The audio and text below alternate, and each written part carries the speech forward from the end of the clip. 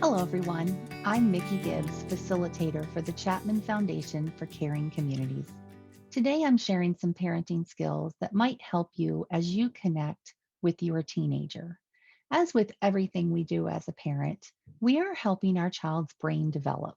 A child's brain is not actually fully developed until about age 22 to 24.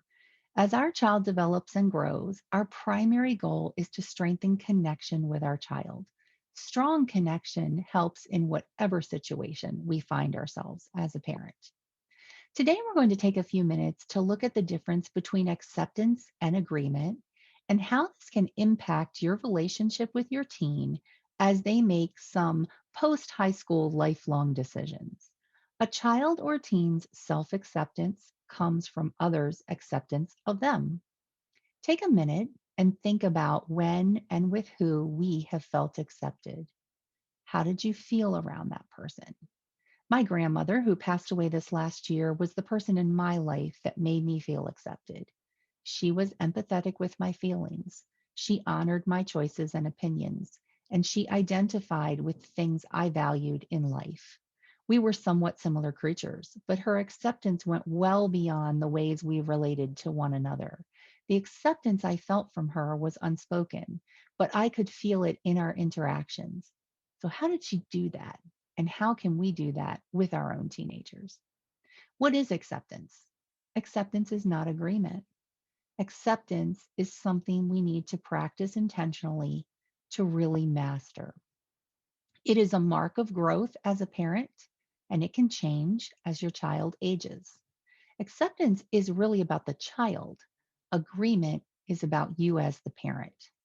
To be honest, I often have a need to be right or correct. Agreement can surface for me, and it is where my brain will naturally land. To be accepting means that I need to change the conversation in my brain, and that takes practice. It is challenging for us to allow our teens to make choices that we don't agree with. We know their brains are not fully developed. We want to protect them because we love them. As a teen, your child's brain development is now focused on independence and sometimes emotionally distancing from you so that they can try things and learn from those experiences. They are trying to discover their strengths and weaknesses. It is hard for us as parents to watch them learn difficult lessons from their choices, but those lessons are essential for them as they build resiliency and strength. What does this look like when we talk about, say, post high school plans or life plans with our teen? In our house, we are experiencing this right now. Our son Connor is 17 and he will begin his college career next fall. We are so happy that he has been accepted in the program of his choice, and we are very confident in the choice that he has made. The other day, we began talking about dorms and living situations, and Connor let us know that he may not want to live in a dorm. I had assumed he would want to live in a dorm. It was the choice I had made in my head. And then my need to be right kicked in, and I did not handle this conversation well at all. Connor threw out ideas like living with us, because we don't live very far from the college of his choice, an apartment, a camper, and much more. And instead of accepting his ideas and letting him explore those, I shut them down. And all he wanted to do was share those ideas and begin looking into them. A way we can accept our children is to accept their ideas and solutions around their life plans.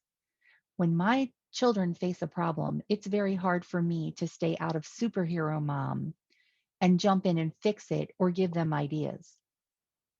But we can say, it sounds like you've been thinking a lot about this and have some ideas on what you want to do.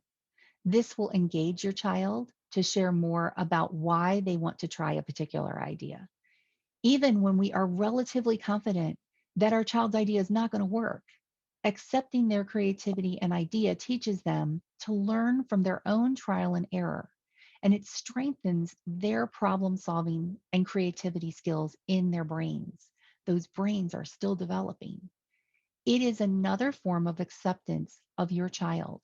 We can listen to their ideas and views and appreciate our children as they explore options. We can say, wow, it seems as if you've already been thinking a lot about this. Tell me more. Those kinds of statements open the door for our child to share things with us. Believe me, if they want our opinion, they'll ask for it. Empathy is another important part of the conversation. Try to remember a time when your ideas were not accepted and how it made you feel. It will help you connect with the place your teen is in. Fortunately, we usually get a do over as parents. I was able to go back and use these kinds of phrases with Connor. I apologized to him for not handling that in a way that I would have liked to. I told him I understood why he shut down during that conversation. And we sort of started over. When practicing acceptance, keep focus on your child's emotions and ideas. Try to stay away from whether you agree with how they feel or an idea they have or their opinion. Their emotions and ideas belong to them. When you acknowledge and accept, although it is unspoken, the gift of acceptance will be clear to your child. It will foster strong connection. It is about the child. Deep ideas like acceptance and empathy are sort of the heart parts of communication. We don't get the heart parts when we say something like, I put your lunchbox by the door. But when we are engaged in important or emotional conversation, those heart parts send the message of caring and love. Those are the ways we deepen connection with our child or teen. My children are 17 and 20. If I think back to any stage that they were in, I'm sure I can't remember more than a few areas with which I strongly disagreed with them. But I can always tell you how well we were connected or disconnected during those times and conversations. And some years were better than others. As you accept your child, they will learn to accept themselves and eventually others.